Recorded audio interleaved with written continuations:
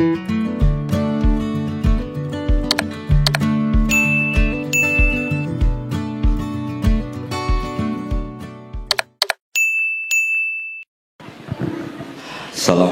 warahmatullahi wabarakatuh. Bismillahirrahmanirrahim. Alhamdulillahirabbil alamin. Wassalatu wassalamu ala asyrofil mursalin sayyidina Maulana Muhammadin wa ala alihi washabihi ajmain amma ba'du. Ingkang pertama matur nuwun angsal gelar Gus Kiai.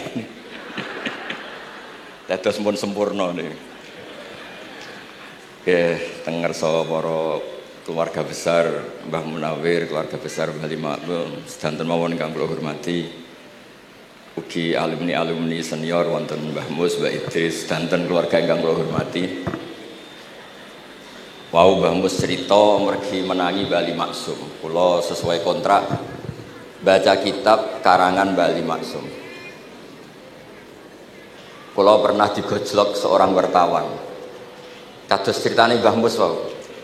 Saking menyatunya fikih dengan perilaku niku maling mawon bermadhab. Dados wedhus niku nak teng jaba iku ilang, tapi nak babi iku mboten. Mergi maling niku ngerti nak babi iku haram, wedhus niku halal. Pas penjaraan teng Jakarta nggih ngoten, wonten tiyang jarah babi. Jangan ini haram, kambing saja. Jadi saking menyatune pendidikan Islam niku maling mawon tesih gadah madhab. Dinak nyolong niku wedhus mergi halal, ampun nyolong napa? Babi. Niku kisah nyata, kula nate dolan teng daerah mriki. Kenapa ini di luar kalau itu di dalam? Oh, kalau ini di luar enggak ada yang nyolong, Gus. Tapi kalau di mergo sing teng njaba niku babi, sing teng jero wedhus. Mergo jare malinge tesih bermadhab. Terus memang cerita-cerita seperti itu kathah mboten sekedar anekdot. Sementing kula badhe crita tentang zuriyah-dzuriyahipun Mbah Limaksum wonten sing nom-nom lah sing kula wani ngandhani wonten Mas Hilmi, wonten Mas Zaki, wonten sedanten Mas Afif. Kenapa kitab itu harus dibukukan, harus didokumentasi, dan kenapa Mbah Limaksum menulis Hujjatul Ahli Sunnah wal Jamaah? Kula boten niat pamer, kula niki nggih pembaca Al-Ibris, pembaca Al-Iqlil, pembaca risalahnya Mbah Limaksum Hujjatul Ahli Sunnah wal Jamaah. Saya juga baca buku-buku karangan orang-orang dulu, terutama tiang Indonesia. Karena Mbah Mun sering pesen wa ma arsalna mir rasulin illa bilisani qaumi. Jadi orang itu jadi rasul itu pasti dengan gaya atau budaya masyarakatnya. Termasuk wong desa niku hormat tamu. Nah ning kota niku bentuk hormatnya beda. Mulane wonten kiai desa muni fal yukrim jarahu iku nak ketemu tangga takok, nak ora takok sombong. Nak kiai kota walian, nak ketemu tangga aja takok, iku ganggu privasine wong. Dados makna ikram tetep tapi implementasinya bilisani qaumi. Orang kota itu kalau sering ditanya itu mesti protes karena privasinya terganggu. Tapi kalau di kampung itu suka ditanya karena itu dianggap keramahan. Makanya kula niku termasuk orang yang jarang bertamu. Mergi kula gadah trauma kalian kakakipun Gus Zofur Gus Kamil. Beliau berkeyakinan silaturahim itu sae. Dolani alumni. Bareng didolani assalamualaikum matur nuwun Gus rawuh. Niku alumni niku ilang, awan-awan Gus. Mergo kepengin hormat nyembelih ayam, ayame jek dolanan. Pitik itu teng desa kan pacare kuwadas, golekane angel. Bar salam niku ilang sampai sak jam. Bale runtusen, pitike mboten kecekel. Akhirnya ngapunten Gus mboten saged hormat, ngapunten mboten saged hormat. Itu bukti bahwa implementasi syariat Rasulullah itu juga harus dipikir. Ojo pepes seneng silaturahim, santri alumni melarat kerja teng pabrik jam 09.00 didolani. Akhirnya mikir, sitok kiaiku, sitok bosku. Nak hormat kiaiku diamuk bosku, nak hormat bosku gak hormat kiaiku. Hal-hal seperti ini kemudian melahirkan satu kearifan setiap kiai di era masing-masing. Terus kula mboten berargumentasi membela diri niku mboten, tapi memang bapak kula kesaksiane Mbah Mus, beliau teman bapak kula niku seneng silaturahim. Terian bapak ki sering dawuh teng kula. Sok kowe ya ora kaya aku. Mbah Mun ki sering dawuh teng kula, kowe ya aja kaya aku, wong beda zaman. Karena tadi dolan ning santri sing mboten enten, assalamualaikum terus ilang ngejar pitik awan-awan. Pitike nggih macam-macam kegiatane pitik. Intinya buatan kecekel. Kemudian kita konco-konco teng adik-adik sing hafid sing hamalatil Quran. Kalau pesen belajar niku belajar sisi belajar itu harus cari sisi ekstrimnya. Kalau bolak-balik matur di berbagai kesempatan. Wow, kekhawatiran Mbah Mus kalau ada orang hanya kembali ke Quran itu memang bahaya sekali. Bayangkan kalau ada orang misalnya hanya mengharamkan al-jam'u bainal ukhtain, karena itu yang disebut Quran wa antasma'u bainal ukhtain. Jadi yang haram itu menikahi kakak dan adiknya, adik dan kakaknya sekaligus. Di situ tidak ada penjelasan perempuan dan budenya, perempuan dan mbahnya. Kemudian zaman Nabi Sugeng hanya ditambahi wala binal mar'ati wa ammatiha, wala binal mar'ati wa kholatiha. Dan tidak boleh menikahi perempuan pas buliknya atau budenya. Nabi sempat melarang. Karena kalau sebagai lelaki ini cek masuk lah. Misalnya bojone jenengan umur 17 tahun, bulike umur selawe 17 cek mungkin masuk lah dalam definisi biologis itu masih masuk. Dan Nabi tidak pernah menambahkan wala binal mar'ati wa jaddatiha. Karena kalau istri kita umur 20, banyak mungkin umur 70. Itu kira-kira nggak usah dilarang ya orang kepikiran lah. Jadi orang kepikiran ya rodok sableng. Nah, kemudian kalau hanya kembali ke Quran, nanti kita hanya mengharamkan al-jam'u bainal ukhtain, karena itu yang disebut Al-Quran. Wa antasma'u bainal ukhtain. Lalu lahirlah pakar-pakar balaghah. Itu disebut min itlaqil ba'di wa iradatil kul, yang disebut ukhtain tapi maknanya bainal mar'ataini sing bainahuma ada mahram atau ada mahramiyah. Antasma'u al mar'ataini sing bainahuma mahramiyatun. Jadi barokahnya ngaji sama ulama itu kita tahu duduk perkaranya. Ini lafadz yang mewakili atau lafadz yang sebenarnya atau lafadz yang simbolis. Lafadz simbolis itu saking mangkelnya Allah. Itu kalau ada orang salah itu disebut wa ja'ala minhumul qiradata wal khanazira wa abadat tauhid. Jadi kalau misalnya dalam penelitian tidak pernah ada orang yang dirubah Allah menjadi kera, menjadi babi, itu kita masih bisa menganalisis. Itu saking ibaratun an ghadabillah. Atau diistilahkan balaghah, ini tasbih yang balik sehingga ada tuh tasbih dibuang. Jadi kalau orang Arab seneng seseorang masih bilang Zaidun kal bakhri. Tapi kalau seneng banget bilang Zaidun bakhrun. Kalau gantengnya belum ganteng banget masih dibilang Zaidun kal badri. Tapi kalau sudah ganteng banget kayak Rasulullah SAW disebut anta samsun anta badrun. Kaf tasbihnya dibuang dan itu ablaq lebih balik. Jadi PR kita sebagai ahli Quran ini adik-adik itu tidak selesai. Utamanya ya implementasi keseharian kita sebagai panutan lah, kalau boleh GR sebagai panutan. Kulo niku teng Narukan gitu yang jangkar kulo nggih kathah, karena ya saya ada pernah Pak D Pak Ali. Kulo nggih tiap hari nggih teng Tegal nggih, malam pun terencanakan ambek uzlah dadi kulo niki mun matur Gus Afif niki kontrak kulo pun bar kitabe Bali ben diwaca putu-putune kok enak ngongkon wong liya terus. Terus ngengken tiyang ngeten iki ya rodok masalah saja. Jadi kitabnya baik diwaca putune. Dulu itu biasa. Taqiyuddin As-Subki ngarang kitab disarai putrane. Dulu itu biasa. Imam Haromen ngarang kitab. Ya semuanya bapak ngarang disarai anaknya, anak ngarang disarai cucunya, itu biasa dulu. Kalau sekarang enggak, mbahnya ngarang kula kan maca. Putune karek ngrungokno, nak cocok dilem, nak ora dikritik. Terus saya minta ya, tradisi kula nu mboten sombong. Di hallnya bapak itu saya tiap hallnya bapak mesti baca kitab. Mboten nate ngundang sinten-sinten. Perkara ini tiang NU niku ora usah diundang wis teko. Mboten wonten undangan sing teko mun kuwatah. Mbok saking senenge wong alim, mbok saking senenge bingung mboten ngerti, sok ora diundang teko. Ya akhirnya kula bingung, ora hormat iku dosa. Hormat iku sing teko iku ninggal kewajiban ngurusi bojone timbang ngurusi bojo ribet nekani hall. Timbang mulang madrasah buncai buling-buling bisa roi sithik nekani hall. Terus kadang-kadang tiang lunga niku nggih pelarian mboten mesti hormat. Niku penelitian niku sampean cek. Terus niki kula cerita pentingnya belajar Quran. Kemudian tradisi kita termasuk tradisi Bali Mbah Munawir. Kula tahu banyak lah tentang cerita Mbah Munawir karena nggih bapak saya itu hafal Quran, Mbah saya hafal Quran dan diantara sanadnya pasti lewat Mbah Munawir. Quran di Indonesia itu kalau nggak lewat Mbah Munawir diantaranya lewat Kiai Said Sampang. Sekarang sudah generasi ketiga kalau nggak keempat yang sekarang, kalau nggak salah Kiai Rafiq bin Mansur bin Kiai Said. Dan di keluarga kula nggih, keluarga Lasem sama keluarga Damaran di Kudus. Dulu itu di antara keagungan Quran itu keahliannya ulama memberi penjelasan. Sebab itu disebut wal kitabil mubin, punya kemampuan mencerahkan. Kalau memberi analogi, kalau kita belajar Ihya, itu hal yang tidak masuk akal itu menjadi masuk akal. Misalnya begini, orang itu kalau dirasani itu harusnya seneng karena itu app kamu dibuka dan kamu menjadi tahu. Lau akhbaroka mukhbirun bi anna fi jubbatika akroban aw hayatan akun tatashkuruhu.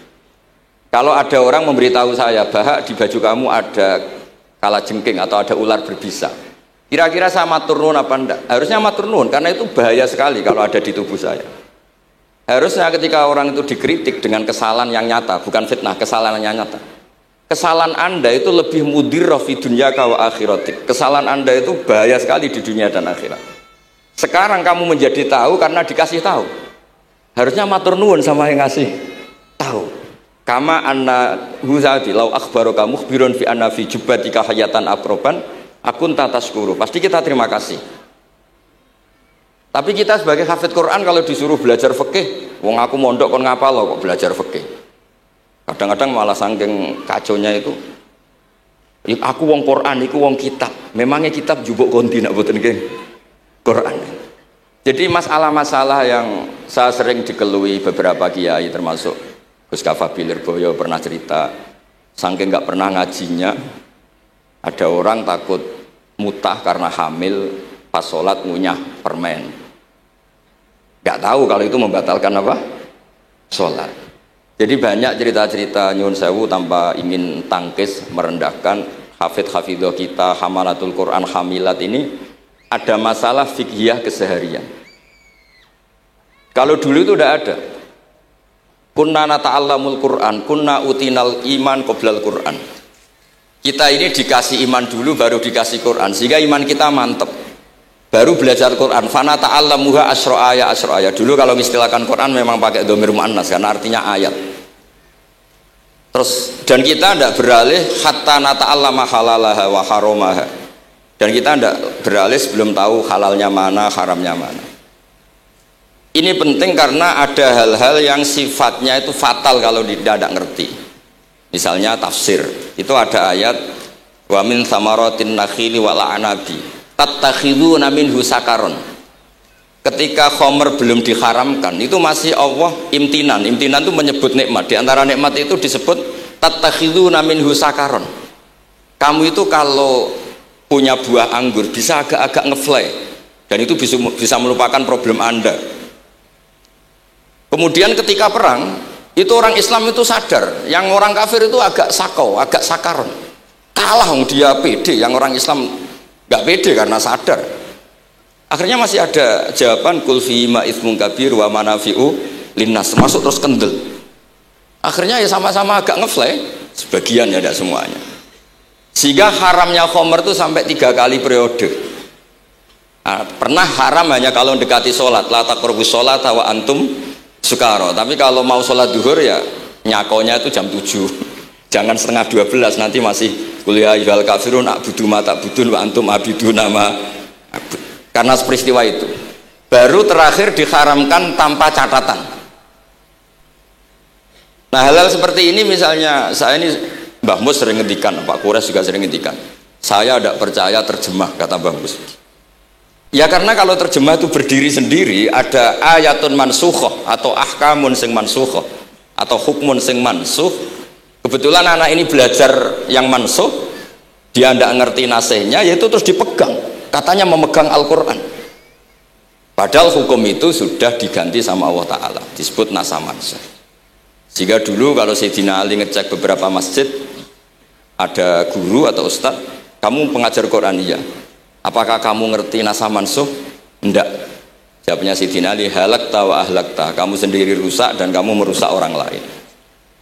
Nah, ketika di Kerapia itu ada Mbah Ali Maksum, Mbah Maimun tuh sering cerita ke saya, dhisik iku hak Mbah Munawir saking kepingine santri Quran ngaji kitab. Iku kalau ada santri Lirboyo atau santri mana mulang muin itu Mbah Munawir ikut sebagai percontohan ben santri-santri itu seneng ngaji fikih. Terus kata Mbah Mun, saking kesemseme Mbah Munawir iku ambek wong alim, delalah besanan wong alim. Dulu Mbah Zaini pernah angsal keluarga Lirboyo, sehingga beliau punya dzurriyyah teng Lirboyo. Terus besanan kalian Mbah Maksum, Nyai Hasyim angsal Bali Maksum, sehingga terus di Krapyak itu banyak orang-orang alim. Tapi terus Mbah Mun cerita kabeh ono regane, Bali Maksum terus populer sebagai alim alama, sehingga yang ke Krapyak itu ya ora pati niat tahfidz, niate ngaji kitab. Singkat cerita di era itu ada Ki Abdul Qadir, tapi pondok Krapyak Bali Maksum terlalu populer sehingga terkenal ngaji sorof Bandungan. Sehingga dulu di Indonesia itu ada sorofnya Mbah Ali Maksum, ada sorofnya Mbah Maksum Ali Kuaron itu. Nah yang sorofnya Mbah Ali Maksum ya fa'ala yaf'ulu uf'ul. Kalau sorof di Mbah Maksum Kuaron fa'ala yaf'ulu fi'lan. Yang satu ngikuti fi'il itu ya harus jejer fi'il, yang satu ngikuti jurumiyah. Kalau yang dikatakan master itu sing yaji'u salisan, yang datang ketiga dalam tasrifnya fi'il. Sebab itu terus tradisi sorof tadi yang dalam apa itu latihan munakosah tadi diteskan anak-anak itu memang penting, karena kalau kita nanti belajar sab'ah, sorof itu segala-galanya. Misalnya qiraatun Nafi' itu bacanya fala yuhzinka qauluhum, karena beliau berkesimpulan kalau khazana yahzunu husnan itu susah, bukan menyusahkan. Yang makna menyusahkan itu af'ala yuf'ilu ifalan, sehingga qiraat apa ya antara fala yuhzinka qauluhum sama fala yuhzinka qauluhum. Tapi Imam Asim cara berpikir secara riwayat, tentu qiraah itu sunnatun muttaba'ah. Banyak lafadz yang sudah seperti itu sudah mutaaddi, kayak kota layak tulu kotlan itu kota lahu, bukan akta lahu. Sehingga beliau menganggap khazanah yahzunu sudah mutaaddi binafsih, jadi nggak perlu dibaca fala yuhzinka qauluhum, cukup dibaca fala yahzunka qauluhum. Dan saya berkali-kali matur tentang teman-teman yang mengkaji Quran, kafa'ah yakfu'u kuf'an itu bacaannya Imam Nafi', karena memang yang maknanya mukafa'ah itu mahmuslam. Tapi orang Quraisy itu nggak suka hamzah, sehingga ditakhfif menjadi kafa'ah yakfa'u kufuan, meskipun mereka tahu kalau itu mahmuslam. Nah Imam Asim di beberapa bentuk fi'il itu masih memahmuskan. Misalnya Allahu yastahzi'u bihim, di isim fa'il juga mustahzi'un. Tapi kalau masdar beliau bacanya huzuan, kufuan. Padahal di fi'ilnya bukan nabiun, tapi nabi ibadi anni anal ghafurur rahim. Tapi di nabiun jadi nabiun, harusnya kan nabiun. Fa innan nabiyya man naba'anillah. Dikatakan nabi itu orang yang menceritakan ketentuan Allah. Harusnya nabiun. Jika qiraatun Nafi' ya tetap wan nabiin, ya ayyuhan nabiu. Nah, berkahnya Mbah Munawir orang terus menjadi tahu qiraat sab'ah. Dan berkahnya Mbah Ali kemudian orang tahu duduk perkaranya kalau nabiun dari nabiun bimakna man akhbaro anillah. Dan terus berkahnya wow, kalau saya boleh GR berkah Gus Gofur kula berkah ngeten-ngeten iki duka Kiai Peres napa Kiai media mboten rep. Berkah ini terus kula ngomong terus. Saya tidak khawatir salah, bukan karena saya maksum ndak. Wong Islam pun pinter. Nak bener minallah, nak salah kok Gus Bah. Jadi kula niku madlum. Jadi penak wong Islam niku penak. Kula nu sering tahajud nak donga ya Allah, kula niku pede mawon nerangno Quran. Mergo tiyang Islam pun sae. Nak bener jare jenengan, nak salah kula. Lah nak kula sing salah nggih sederhana mawon, kula abdun, kula kawula, kula nak donga nggih Rabbana dzalamna anfusana. Sebelum disalahkan orang juga saya sudah merasa salah. Wa akharuna atarafu bi dzunubihim khalatu amalan sholihan wa akharuna wa sayya. Mulane kula suwun kangkang mbak-mbak sing khatam Quran pede mawon. Bahwa yang Anda lakukan menghafal Quran itu sudah benar. Meskipun Anda tidak sempurna, misalnya Anda tidak faham, Anda tidak bisa melakukan. Hifdzu kalil Quran huwa al-hifdzullah. Kamu menghafalkan Quran itu sudah menjaga lafaz-lafaz Quran. Sehingga lafaz Quran tetap mutawatir, lafaz Quran tetap ma'ruf, tetap masyhur, sehingga ketika ada yang memasukkan Quran konangan. Tapi kalau yang hafid sedikit lam yablugh adadat tawatur, takutnya kalau ada yang menyalah, ada yang apa itu tidak diketahui. Barokahnya hamalatul Quran sing aksar wa aksar itu kita terjaga. Nah, itu yang dimaksud Mbah Mus, Quran itu harus jadi budaya. Ning desa iku wong ra salat lah. Dengar ada warung ayamnya tiren nggak disembelih itu tidak mau makan. Haram, padahal dia ra salat itu lebih dari haram. Tapi tetap nggak mau makan ayam tiren. Nggak sholat disuruh makan babi ya nggak mau, haram. Sampai tadi yang nyolong saja milih wedus bukan melkeng babi, karena babi itu haram. Dan saya pernah digojlok sama wartawan, Pak Bahak, wah fikih Indonesia itu hebat, sampai maling saja masih pakai fikih itu. Jadi kalau nyolong itu milih yang halal bukan yang haram. Pun niku bentuk hormat kula teng keluarga Mbah Ali, bentuk hormat kula teng Mbah Mus teng sedanten keluarga niki kula badhe maos kitabipun Mbah Ali. Kula pancen pengagum kitab-kitab yang dikarang orang Indonesia. Mereka kita anggap niku lebih aplikatif lah, karena dikarang orang yang trauma dengan Indonesia. Kemudian setelah trauma ingin membenahi Indonesia. Misalnya jenengan ngertos sesajen, mbok haramno iku tradisi, mbok barno iku sawangane kok dekati sirik ning pinggir wit gede. Akhirnya dimodifikasi wis mangan-mangan, kumpul-kumpul tapi tahlilan. Lah masuk tahlilan la ilaha illallah barani kalimatu syirkin. La ilaha illallah itu kalimatu syirkin kalau dilafatkan di bawah pohon. Terus piye logikane ku piye? Kula bolak-balik matur. Hadil kalimah sara bihal kafiru mukminan. Fa kaifa saral mukminu kafiran juga bihadil kalimah, itu logikanya enggak ketemu. Orang yang kafir puluhan tahun saja sekali melafatkan la ilaha illallah Muhammadur Rasulullah, qul lil ladzina kafaru iyantahu yufar lahum ma qad salam. Selesai, sara mukminan. Bihadil kalimah. Kemudian kalimah yang sama ketika kita baca dianggap kita ini kafir juga bihadil kalimah. Akhirnya dengan modifikasi khas Indonesia, kearifan Indonesia, tetap sesajen tapi tahlilan, tetap melakukan hal-hal Jawa tapi dimodifikasi menjadi Islami. Kalau kita misalnya orang modern nggak ingin mengganggu orang lain yang kita tamui, gampang dalilnya. Ada ayat la tadkhulu buyutan ghaira buyutikum. Kamu jangan sowan ke orang lain atau dolan ke orang lain. Hatta tastanisu. Ukurannya bukan salam dulu, bukan hatta tusalimu, hatta tastanisu. Jika kamu merasa nyaman, kamu bisa ngukur tingkat akrab kamu. Kamu bisa ngukur jamnya orang itu. Kamu bisa ngukur kebutuhan orang itu. Butuh saya ndak? Kenapa mertamu pengen kayak duit bebas jam? Atau kamu orang cantik yang kamu tamoni sing seneng kue bebas jam? Tapi aku apa nagih hutang, mertamu orang yang kamu tagih itu mesti kamu dianggap problem. Atau mertamu orang yang nggak akrab di jam istirahat, tentu kita dianggap problem. Makanya ukurannya Quran tuh hatta tastanisu, kamu merasa nyaman. Istiqnas itu nyaman, enjoy. Kayak saya dolan di Gusofur kan akrab mulai kecil teman saya. Mungkin bisa ngabaikan jam. Tapi kalau saya dolan di kiai yang nggak kenal saya, mungkin kedatangan saya dianggap problem karena di jam tertentu. Saya harus mikir, kayak apa hebatnya Quran ketika bikin aturan la tadkhulu buyutan ghaira buyutikum hatta tastanisu. Setelah nyaman nggak apa-apa waktu salimu, jangan salam dulu. Istiqnasnya nggak kena, salamnya geger. Akhirnya banyak kiai keselak. Assalamualaikum pas makan, nggak dijawab. Assalamualaikum. Nah hal-hal seperti itu harus santri-santri ini kalau niat ngandani lari-lari, bukan niat ngandani kiai-kiai, harus waqafil qalb, harus warrasikhuna fil ilm. Tahu betul kualitas hatta tastanisu. Kamu itu merasa nyaman istiqnas. Kemudian rasa nyaman ukurannya apa ya? La dororo wala diror. Kamu tidak ganggu diri kamu sendiri, juga gak mengganggu orang lain. Sehingga setelah itu semua baru watu salimu ala ahliyah. Nah, andai kan kita ya tadi Dawe Mbah Mus, kita semua sudah seperti itu. Kalau bertamu di orang ya kita ngukur tingkat akrab kita, tingkat dibutuhnya kita.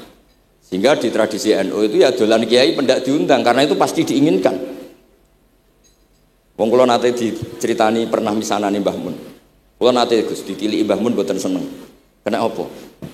Beliau pas khutbah Mbah Mun rawuh delalah Mbah Mun jarak salat ning saf awal. Bar niku tiyange meruntus meriang. Karena khotib tuh harus naik ke mimbar kudu ngandani takwa usikum wa nafsi takwa. Teng isore niku Mbah Mun. Walhasil terus loro terus wan yai.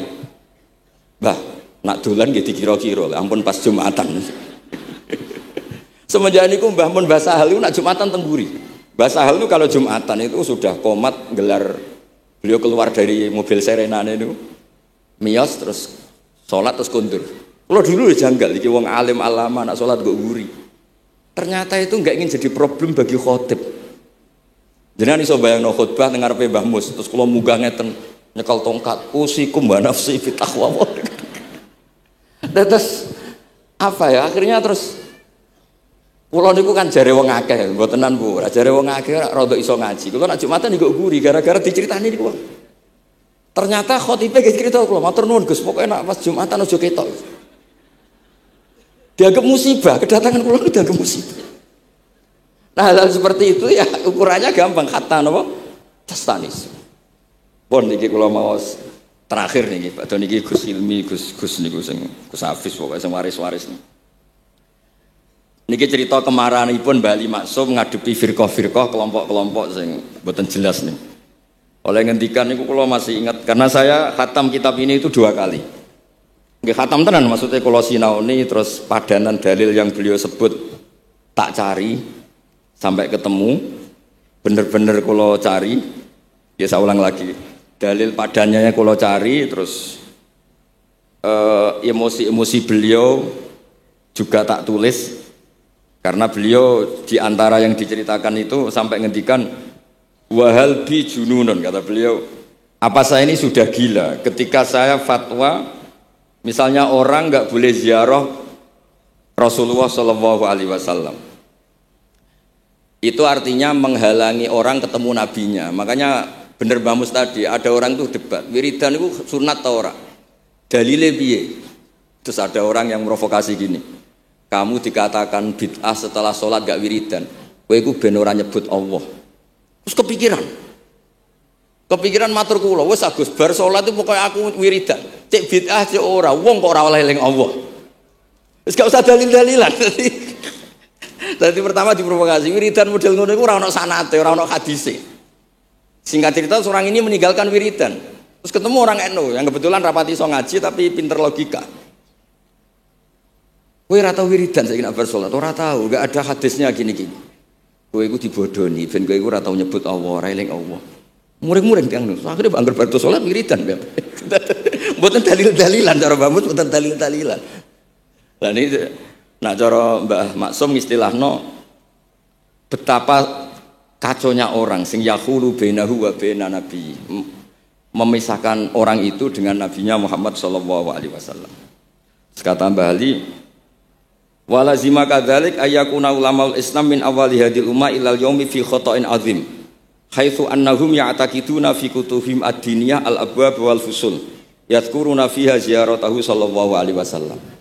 Kata beliau, wa inni bima ahmidu min laqabi kiai amuru wa usaddidu fil amri kullu mu'minin ayasudda rahlahu tariklahu ila ziyarati. Jadi beliau sendiri di sini juga dan saya atas nama sudah diberi gelar kiai memberi fatwa begini.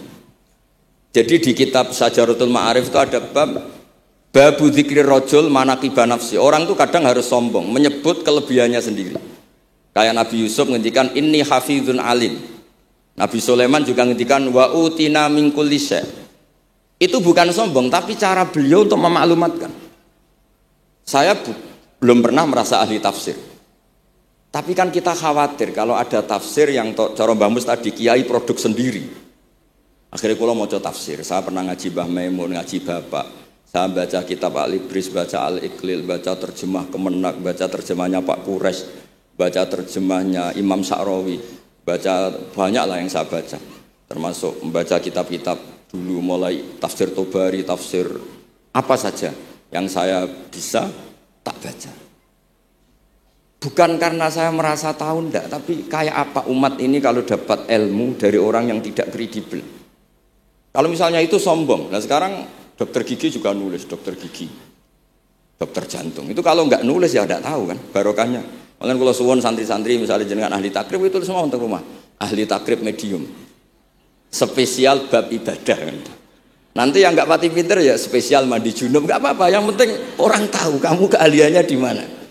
Daripada kamu nggak memaklumatkan, kemudian ada orang lain yang nggak pernah ngaji memaklumatkan seakan-akan paling tahu Islam. Terus menjadi mahatus soal, menjadi marhalur rijal. Kayak apa? Islam mau dikemanakan? Semua ulama dulu biasa ngendikan ma adkhaltu fi kitabi hadza illa shahih, kata Imam Bukhari. Yang saya masukkan di sini semuanya hadis sahih. Dan sebelum saya masukkan sholaitu rakaatain, saya sholat dulu. Semuanya menggaransi kitabnya. Makanya di Syajaratul Ma'arif ada babu dzikri rajul manaqiba nafsi. Yaitu ketika Nabi Yusuf menghentikan inni hafizun alim. Nabi Sulaiman menghentikan wa utina min kulli syai'. Wal anbiya kulluhum yaqulun inni lakum nasikhun amin. Semua nabi pasti maklumatkan diri inni lakum nasikhun amin. Saya ini penasihat terbaik, nasihat yang bisa dipercaya. Kemudian ketika ada zamanul khiddi, zaman hasud, zaman orang enggak fair, seakan-akan seperti itu tuh keangkuhan. Coba Mbah Bisri menamakan kitabnya itu Al-Ibris. Al-Ibris itu apa? Emas yang murni. Makna saya cari di berbagai kamus maknanya Al-Ibris itu emas yang kayak apa? Semua kitab juga dinamai dengan nama-nama keren. Al-Iqlil, Al-Ibris, Fathul Bari. Jadi enggak apa-apa. Kayak ini juga dinamai Hujjatu Ahli Sunnah wal Jamaah, argumentasi mazhab Ahli Sunnah wal Jamaah. Sekolah teruskan sampai beliau ngendikan wahal bi jununun hatta usdira amri lil mu'minin Allah yazuru rasulahum wa waliya ni'matim alladzi lahu fi unuqi kulli mu'minin minnah. Masa saya ini menjadi gila karena menfatwakan orang Islam tuh enggak perlu ziarah ke Rasulullah sallallahu alaihi wasallam. Terus kata beliau, la yadri madza yaf'al annahu yaqulu baina ibadillah wa baina rahmatillah. Fa innahu sallallahu alaihi wasallam rahmatullah lil alamin. Fal ya'rif dzalik ulaikal maniun liya'lamu fi ayyi mauqifin hum. Terus Mbah Ali itu juga yang katanya seneng guyon, kula mboten menangi Mbah Ali tapi nate pirsa nate ngertos pas beliau rawuh di mbah saya di pernah mbah kula teng kene Al Wahdah teng Lasem. Di kula kecil itu menangi Mbah Ali, menangi Mbah Hamid. Karena Mbah Hamid itu masih sepupu mbah saya.